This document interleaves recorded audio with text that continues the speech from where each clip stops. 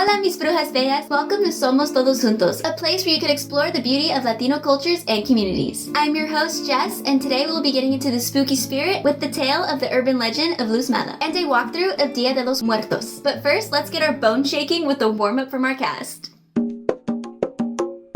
Can you name some monsters from Latin America? Monsters, La Chupacabra. There's El Duende, El Silbón. I mean, I'm not really a scary person. Would La Llorona be considered a monster? La Ciguapa, El Cucuy. The Chaneques, I think, would be another one. Check out our spooky playlist on videos on some of these monsters from Latin America.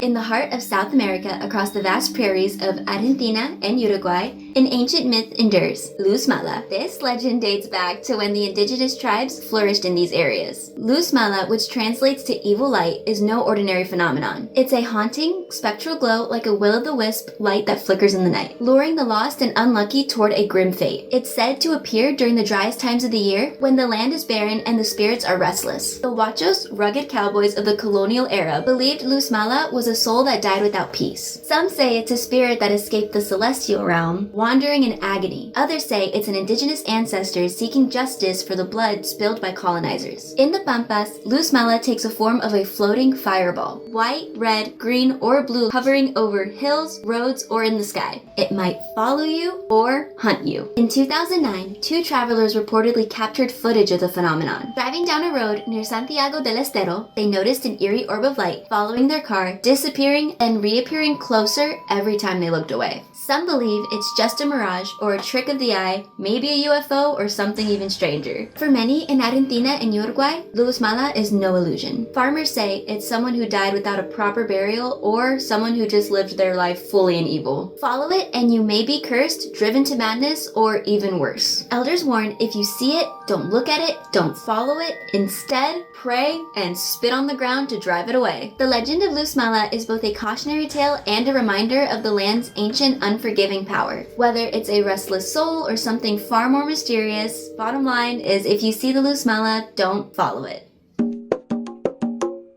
We're getting a little bit dark today. If you had an ofrenda, what would you want placed on it? I would want... I'd probably get a vodka cranberry and a cherry cola Celsius. And probably a lot of cat ornaments. I love cats. Thea Jessica loved her cats. Jacaranda flowers, because they're purple, and I love purple. My stack of Taylor Swift CDs, and maybe like a bottle of tequila. That's me in a nutshell. Taylor Swift and my tequila. We're good. If you had an ofrenda, what would you want on it? Let us know in the comments. I'm actually very curious. I actually really want to know what other people would say.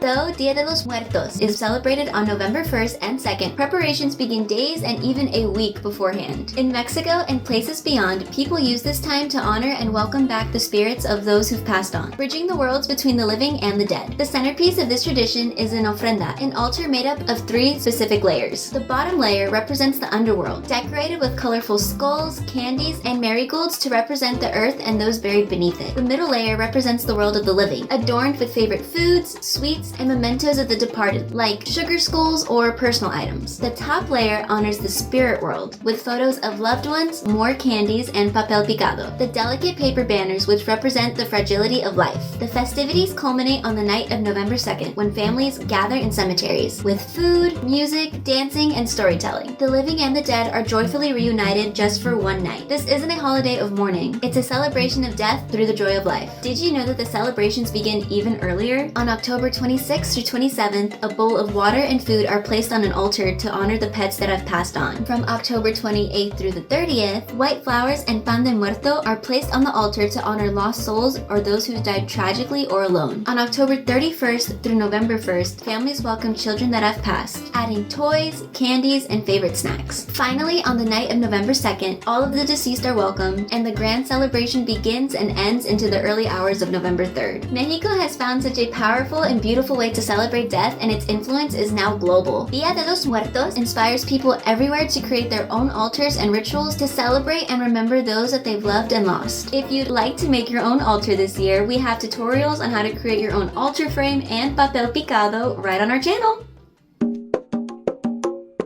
If I were in a scary movie, I would survive by blank. Okay.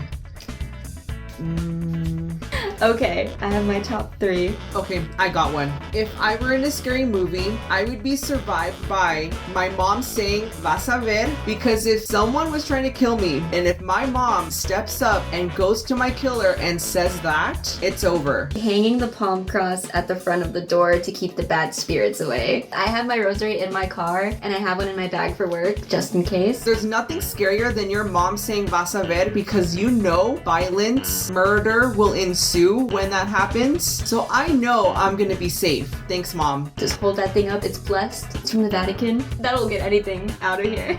Friday the 13th was kind of based on that premise. Mrs. Voorhees went Vas a ver mode when her son died.